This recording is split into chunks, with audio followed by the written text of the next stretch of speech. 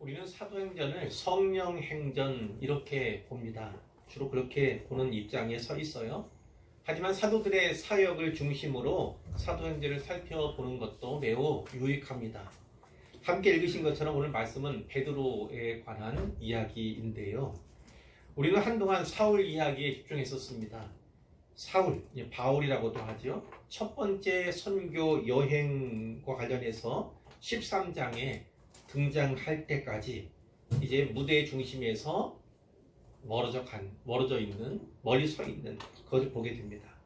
사울은 다소의 자기의 고향이라고 할 수 있죠. 그곳에 머물러 있게 되고요. 반면에 베드로는 5장 이후에 거의 보이지 않았어요. 그러다가 8장 우리가 살폈던 사마리아 전도 누가 했죠?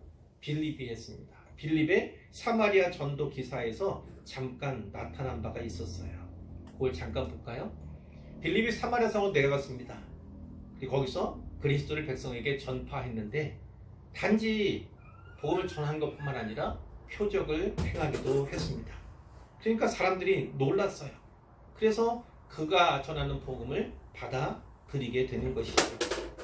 많은 사람들이 남녀문하고 다 세례를 받았다 이렇게 기록이 되어 있고요. 그런데 특이한 것은 8장 14절에 보면 예루살렘에 있던 사도들, 이 스테반 집사님의 순교 이후에 예루살렘 교회에 박해가 가해졌을 때 많은 사람이 흩어졌잖아요. 그 가운데 한 사람이 빌립이었고, 그러나 사도들은 그곳에 머물러 있었습니다. 사도들 외에 다 흩어졌다 이렇게 성경이 말씀하고 있죠. 그 예루살렘에 있던 사도들에게도 이 사마리아 소식이 들려진 겁니다. 성경에 보니까 사마리아도 하나님의 말씀을 받았다 이렇게 소문이 난 거예요.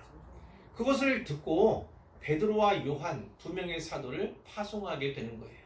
제가 살폈지만 특이한 일입니다. 이런 예는 거의 없어요. 그 이유가 무엇이냐면 성경에 보니까 아직 한 사람에게도 성령 내리신 일이 없고 오직 주 예수의 이름으로 세례만 받을 뿐이더라. 이렇게 되어 있어요. 예수 그리스도 이름으로 세례를 받았다 하는 것은 이미 성령을 받았다 하는 거예요. 그런데 성령이 내리셨다는 증거가 없는 겁니다. 믿기는 믿었어요. 세례를 받기는 받았는데도 불구하고 성령 내리신 증거가 없는 듯이 여겨진 건 특이한 케이스로 보고가 된 거예요. 그래서 그것을 확인하기 위해서 베드로와 요한 두 명의 사도가 파송받아서 바로 사마리아 성으로 가게 된 것이죠. 갔더니 어떻게 됐습니까? 진짜예요. 매우 특이한 경우다라는 것이죠. 그 두 사도가 그 사람들에게 안수하였을 때 비로소 성령을 그들이 받게 되는 그런 특이한 역사가 있게 되었습니다. 그 이후에 두 사도가 이제 주의 말씀을 증언합니다. 그들에게 말씀을 증언하는 건 믿음을 좀 더 굳건하게 하기 위해서 거죠. 바르게 세우기 위해서입니다. 그리고 예루살렘으로 돌아가는데 가면서 사마리아인의 여러 마을에서 복음을 전했다. 여기에 이제 베드로가 마지막으로 등장했던 거예요. 그리고 한동안 이제 사울 이야기가 왔던 것이고 오늘 본문 9장 32절에 베드로가 다시 등장하게 되는 거예요. 그리고 12장 25절까지 3장이 좀 더 넘는 분량인데 거기에 베드로의 사역이 집중적으로 이제 조명되고 있다 이렇게 보시면 되겠습니다. 오늘 본문에 보시면요, 베드로는 해안 지역, 요즘에 하마스 또 이스라엘 전쟁 얘기가 있잖아요. 그 지역을 팔레스타인이라고 통칭을 해요.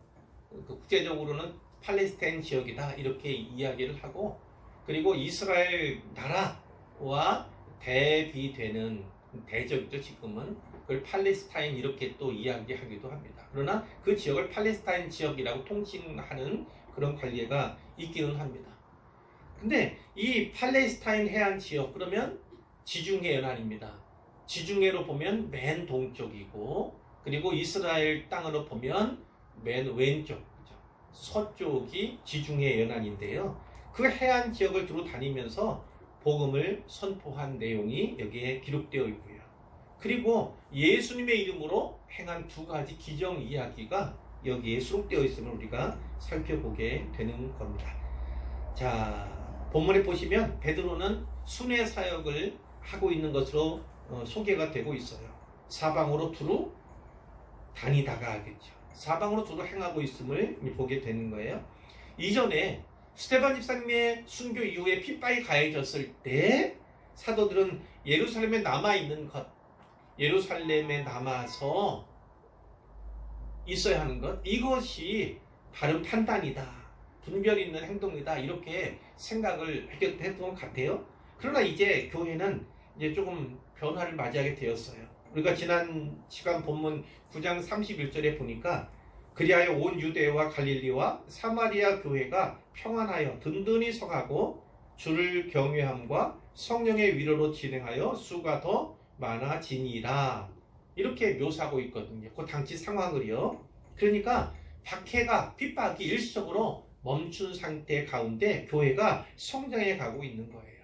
양적으로도 질적으로도 성장해 가고 있다는 것을 보게 되고, 이러한 특별한 기회를 맞게 되었을 때 베드로와 같은 사도들이 어떤 선택을 했는가를 우리가 볼 수가 있는데요. 예루살렘을 떠났죠. 예루살렘 중심이라는 건 여전합니다. 유효합니다. 그러나 지금은 예루살렘을 떠나서 사방으로 다니면서 복음을 전하는 거죠. 그러나 오늘 본문에 보면 단지 복음을 전하는 것뿐만 아니라 이 기존에 이왕에 믿게 된 성도들을 방문해서 신방도 했다는 것을 우리가 알 수가 있어요. 가르치고 격려하고 위로하기 위해서 이제 사방팔방으로 다니는 거죠. 자, 32절에 보니까 첫 번째 이제 사역이 나오죠. 루다에서의 사역이 나와요. 그리고 여기서는 어떤 내용이냐면 병을 고친 내용이 있어요. 32절, 그때 베드로가 사방으로 두루 다니다가 루다에 사는 성도들에게도 내려갔더니, 루다는 예루살렘에서 북서쪽으로 약 40km 정도 떨어져 있는 곳입니다. 40km. 그리고 조금 뒤에 욥바라고 하는 지명이 또 나와요. 예루살렘에서 욥바로 가는 길목에 있는 곳이 바로 루다다, 이렇게 볼 수가 있습니다. 이 루다 사람들은 유대인들이 많았다고 그래요. 이곳에도 교회가 세워졌음을 우리가 본문으로 확인해 볼 수가 있는 건데, 교회가 어떻게 생성이 됐을까? 어떻게 설립이 되었을까? 가능성은 두 가지입니다. 하나는 스데반의 순교 이후에 빌립 기사님이 사마리아 땅에서 전도했잖아요. 그 영향, 그 사역으로 유대인 교회가 세워진 것으로 볼 수 있습니다. 그러나 꼭 그것만은 아니고, 또 하나는 오순절 때, 좀 더 전이겠죠? 오순절 때 예루살렘에 있었던 성도들을 통해서, 그때 절기를 맞아서 예루살렘에 올라왔던 그들을 통해서 교회가 세워졌을 가능성도 배제할 수는 없습니다. 근데 바로 그 곳에 애니아라고 하는 사람이 있었어요. 애니아를 하는 사람을 만남에, 이렇게 기록이 되어 있는데, 이 애니아는 이방 사람은 아닙니다. 이방인은 아니에요. 하지만 그녀가 그리스도인인가? 이것은 또 분명치 않습니다. 그리고 베드로가 어떻게 이 애니아라고 하는 사람을 만났는지 그것도 기록되어 있지 않아요. 중요한 건 그 애니아라는 사람이 중풍병 환자라는 거죠. 중풍병이 들어서 침상 위에 누운 지 8해가 되었어요. 8년 동안 중풍병으로 고생하면서 일어나질 못하는 거죠. 누워만 있는 상태가 되어버린 거예요. 근데 베드로가 어떻게 얘기합니까? 애니아야, 예수 그리스도께서 너를 낫게 하시니 일어나 네 자리를 정돈하라, 이렇게 이야기를 합니다. 베드로는 그 애니아의 치료를 위해서, 회복을 위해서 기도하지 않았습니다. 기도하는 대신에 명령하고 선포했을 뿐이에요. 자, 어떻게 이렇게 할 수 있을까요? 베드로는 예수님이 바로 이 애니아를 낫게 하고자 하신다는 것을 그가 알았던 거예요. 예수님께서 애니아를 낫게 하실 계획, 그것에 대해서 베드로가 미리 알고 있었다, 이렇게 볼 수가 있는 것이죠. 그러면서 어떻게 해요? 예수 그리스도께서 너를 낫게 하신다. 나를 통해서, 나를 도구로 사용하셔서 그분이 역사하실 뿐, 내가 하는 것이 아니라 예수 그리스도께서 너를 낫게 하시는 것이다, 이렇게 분명하게 말을 하죠. 자, 이 일로 말미암아 어떻게 됐습니까? 곧 일어나니 애니야가 8년 중풍병 그 자리에서 일어난 겁니다. 병을 털어버리고 일어난 거예요.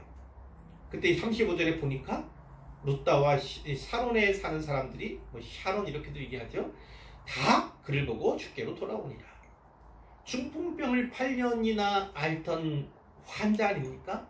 근데 그 여인이 나아서 일어나 걷게 되었다는 소식이 전해지니까 룻다, 이 사론에 사는 사람들 다 그를 보고 주께 돌아왔다. 이 샤론은요, 이 룻다에서 요바로 가는 또 평지, 그 평지를 샤론 평지, 샤론 평야 이렇게 얘기하는데 그 지역에 사는 사람들이 물론 다라고 해서 100%라는 의미는 아닙니다.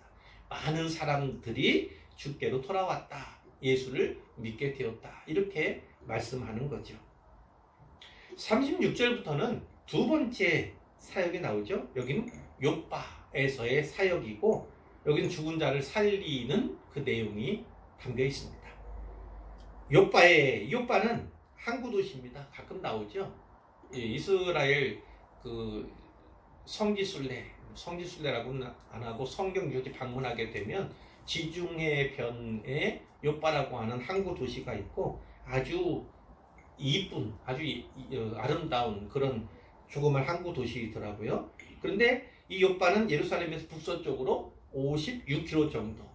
그러니까 아까 나왔던 지명이 어디예요? 좀 아까 나왔던 지명이 어디죠? 네? 룻다.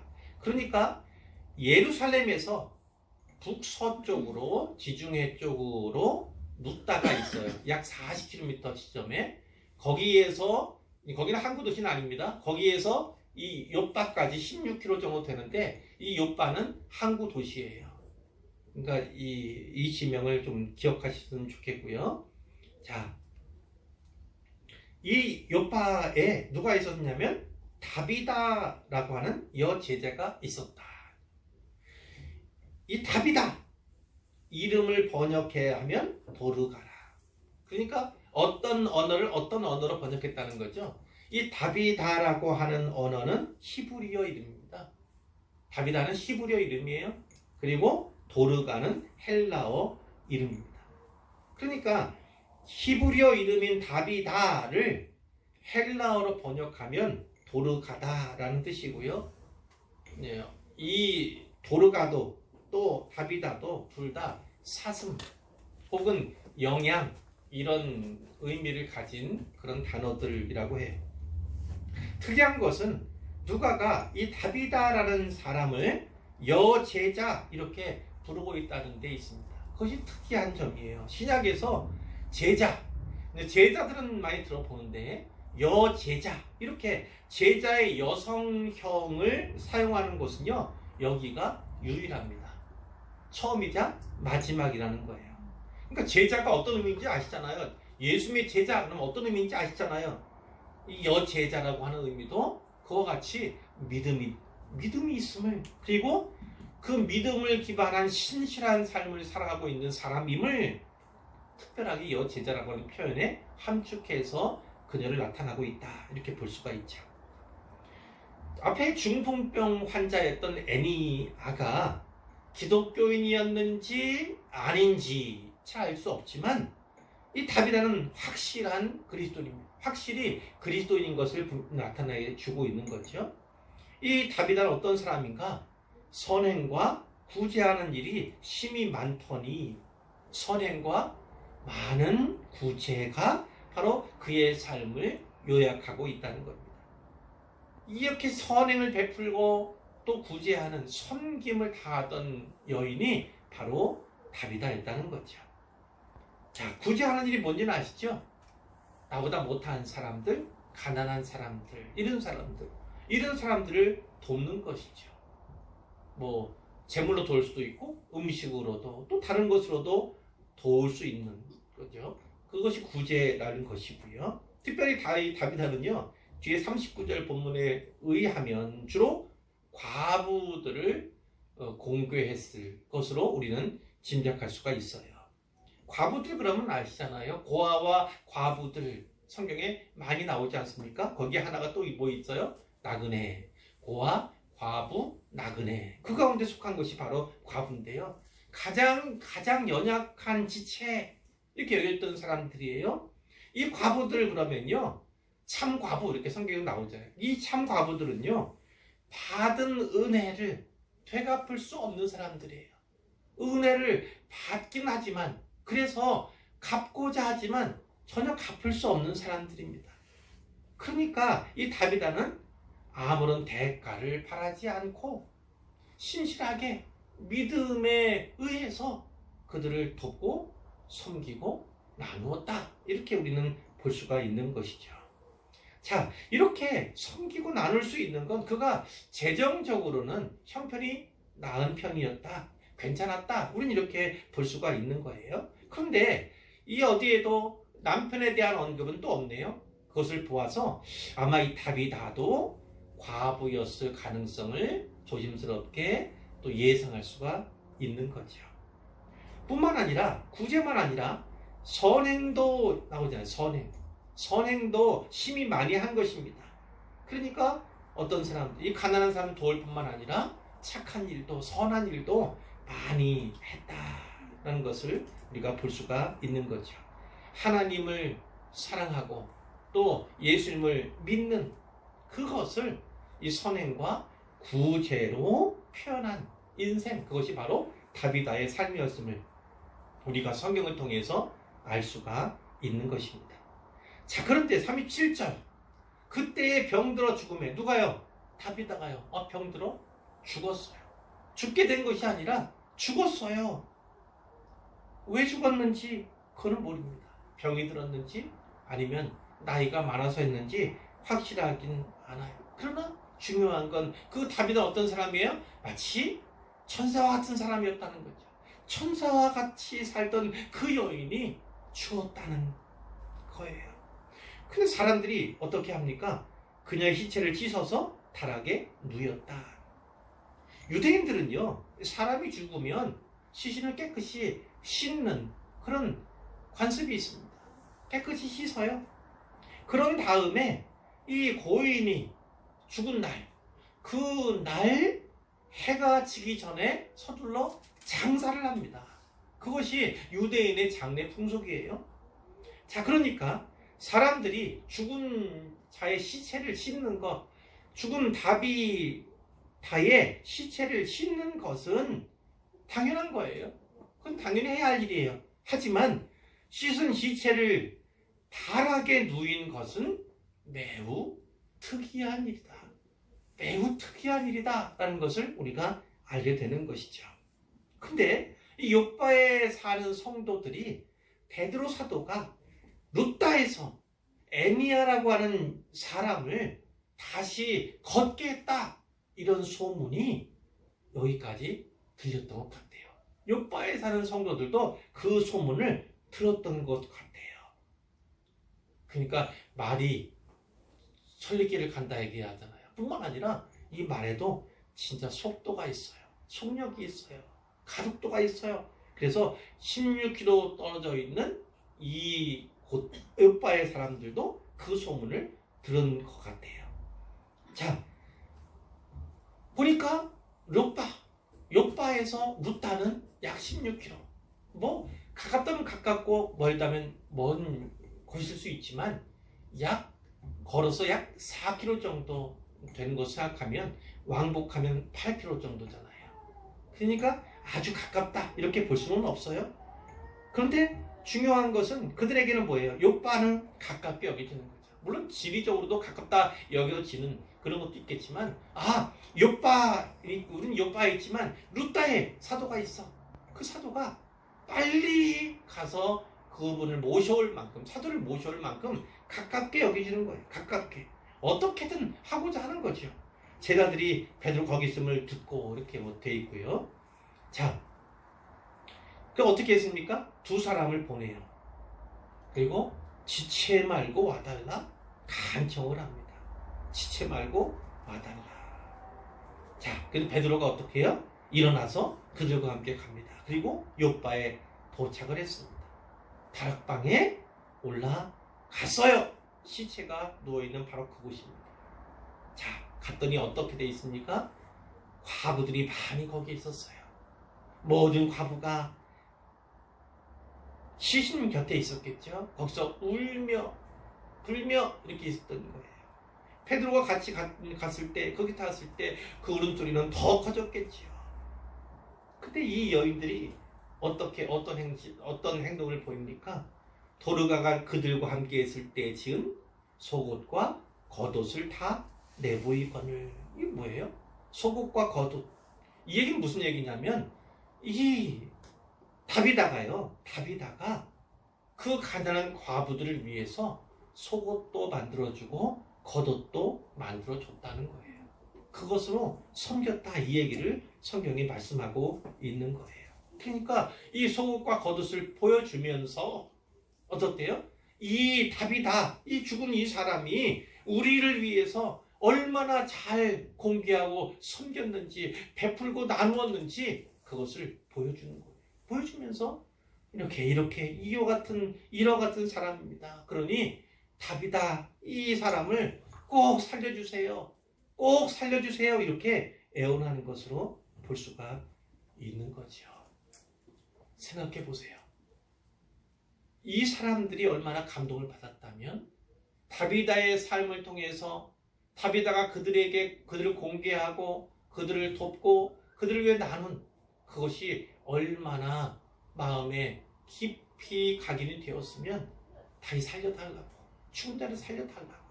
그리고 맞아요, 우리로 치고 하면 염한 거잖아요. 그런 시신을 매장하는 것이 아니라 그 시신이 다시 살아났으면 좋겠다고, 다시금 살아난 모습을 보았으면 좋겠다고 이렇게 여겼겠는가 하는 거예요. 모든 과부들이 다 그가 다시 소생하기를 간절히 바라고 소원하는.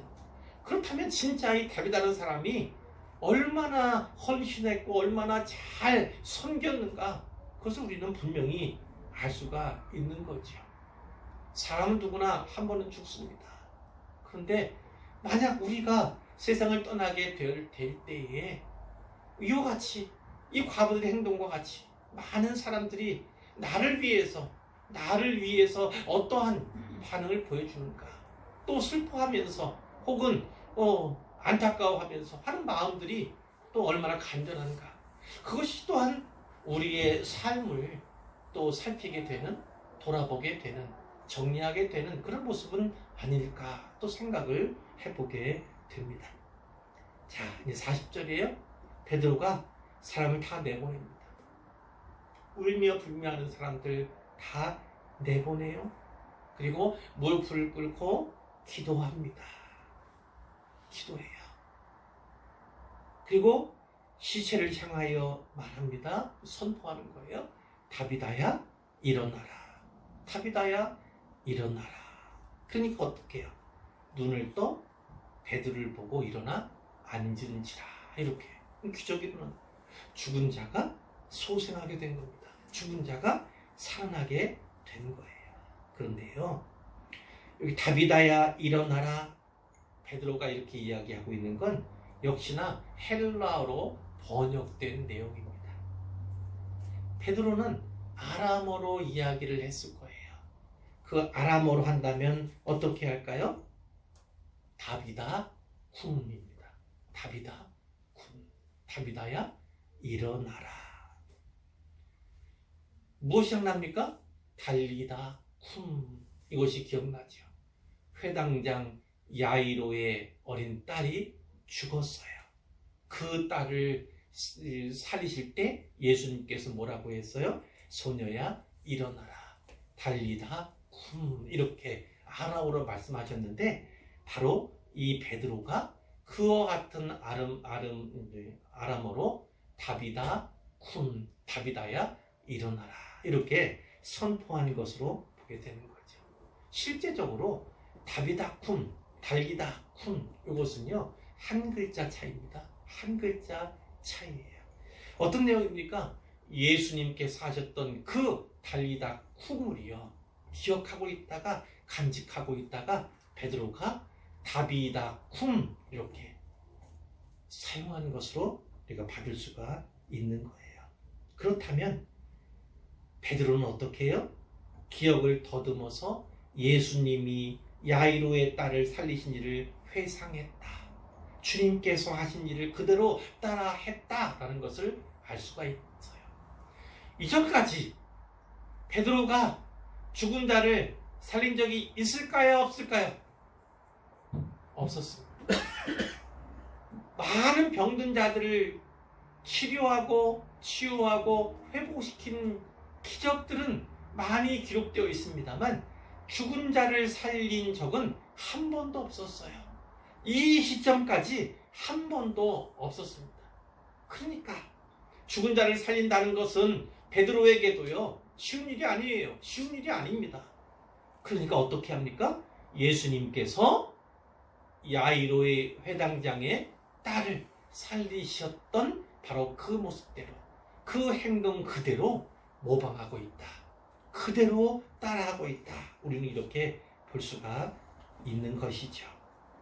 자, 그래서 그 예수님의 사역, 특히 회당장 야이로의 딸을 살리신 사역과 그리고 이 베드로가 다비다를 살린 이 사역에는 이제 공통점, 비슷한 점이 있어요.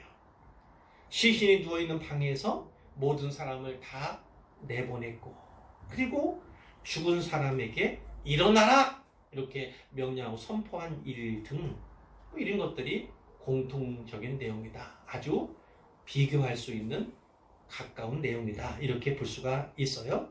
뿐만 아니라 하나 더해요. 41절 베드로가 손을 내밀어 일으켰다. 이런 것도 비슷한 행동으로 우리가 볼 수가 있습니다.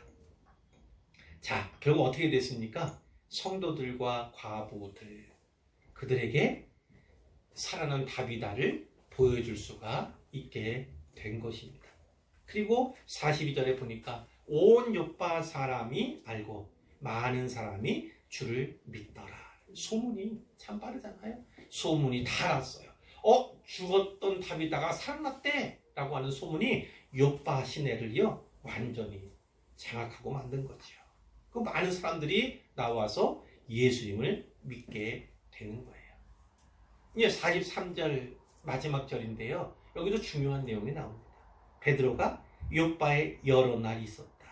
왜 곧바로 루따로 돌아가지 않고 왜 여기서 여러 날 머물렀을까? 우리는 두 가지를 생각할 수가 있습니다. 하나는 어떤 거냐면 이 사람들, 믿게 된 사람들, 기적을 통해서 방금 믿게 된 이 사람들에게 좀 더 가르침이 필요했다는 겁니다. 견고한 믿음 가진 자로 세우려고 하는 수고가 필요하다는 것, 판단을 가졌을 것으로 볼 수가 있어요. 바로 그렇습니다. 기적을 통해서 기적을 본 사람들은요, 기적을 목도한 사람들은요, 예수 믿기가 훨씬 수월하죠. 그러나 기적으로 인해 믿게 된 사람들은 또한 쉽게 흔들릴 수 있습니다. 그렇기 때문에 말씀으로 복음으로 다져지지 않으면 진짜 신앙인으로 성장해가고 성숙해 가기가 어려울 수 있기 때문에 좀 더 남아서 이런 날 동안 좀 더 가르치고 다지기 위해서 그렇게 했다 볼 수가 있어요. 그러나 또 하나는 바로 이거죠. 바로 다음 장, 다음 설교가 누구 얘기냐면 고넬료 이야기입니다. 고넬료 이야기. 진짜 이방인 가운데 첫 번째 회신자라고 성경이 말씀하고 있는 그 고넬료 이야기인데, 그 고넬료가 사람을 보낼 때 어디로 보내냐? 바로 베드로가 있는 요빠로 보내게 되는 겁니다. 그러니까 하나님께서, 주님께서 베드로로 하여금 여러 날 동안 머물러 있게 하신 것으로도 우리는 이해할 수가 있다는 거예요. 고넬료의 회심과 같은 아주 큰 일입니다. 아주 큰 일이에요. 사울의 회심은 큰 일이지만 고넬료의 회심도 큰 일이거든요. 이 사울은 어떤 면에서요? 그런 유대인인데 회심했잖아요. 근데 이 고넬료는 이방인 중에서 회심한 첫 번째 사람, 진짜 회심자가 나오게 되는 거거든요. 그렇기 때문에 그 사역을 위해서 주님께서 머물러 있도록 이렇게 하신 것이다 우리는 볼 수가 있어요. 또 하나 주목할 것은 요파에 여러 날 있는데 어디에만 옵니까? 시몬이라고 하는 무두장이의 집에 머뭅니다. 이 무두장이는 지난 성경에는 피장은 가죽 피자에다가 장인 장자를 쓰는 말이잖아요. 가죽일. 지금은 뭐 가죽일 하면 이거 패션인데 이렇게 얘기할 수 있지만 그 당시에는 뭐합니까? 짐승 죽은 거. 그리고 결국은 껍질을 벗겨가지고 그 무두질을 해가지고 가죽 만드는, 피용 만드는 그 직업. 그러니까 유대인들은요, 이 죽은 시체 만지는 일이잖아요. 그러니까 얼마나 천하였겠어요. 그리고 이 속된 일이라고, 부정한 일이라고 이렇게 여겼죠. 낮게 봤어요. 또 냄새는 안 났겠어요? 그 일을 계속하니까. 그러니까 떨어져 살 수밖에 없었고, 이 피장 시몬도 역시 이 바닷가 쪽에 떨어진 집에 이제 살았던 것 같아요. 뒤에 나 본문에 보면 그것이 확인이 되는 것이죠. 자, 그런데 중요한 것은 이 시몬이라고 하는 피장의 무두장이의 집에 이 베드로가 머물렀다는 사실이지요. 의미심장한 사실을 우리가 여기서 발견할 수가 있는 거예요. 유대법은, 율법은 부정한 직업으로 또 부정한 것으로 취급을 하잖아요. 그런데 지금 조금씩 베드로가 뭐하고 있다? 열리고 있다는 겁니다. 열리고 있어요. 전에 사마리아 사람들에게 가서 진짜 이런 일이 있었네 말씀드렸잖아요. 초반에 말씀드렸잖아요. 그들도 하나님 말씀을 받았네. 그것을 확인하게 됐습니다. 그러니까 열리기 시작하는 거예요. 조금씩 사마리아 사람들 향해서도 이방인들 향해서도 마음이 열리고 있어요. 아직 완전히 열린 것은 아닙니다. 고넬료를 통해서 그것이 확증이 되지만 아직은 아니에요. 그러나 이 유대법, 율법으로부터도 조금씩 열리고 있다는 것을 우리가 분명히 알게 되고, 그것이 바로 복음의 길이다. 예수 그리스도의 십자가와 부활의 복음, 그 복음이 제시할 길을 그가 삶 속에서 조금씩 이제 그 길로 나아가고 있음을 우리가 본문 통해서 확인하게 되는 거죠. 자, 이 말씀을 통해서 두 가지만 요약하고 말씀을 내주려고 해요.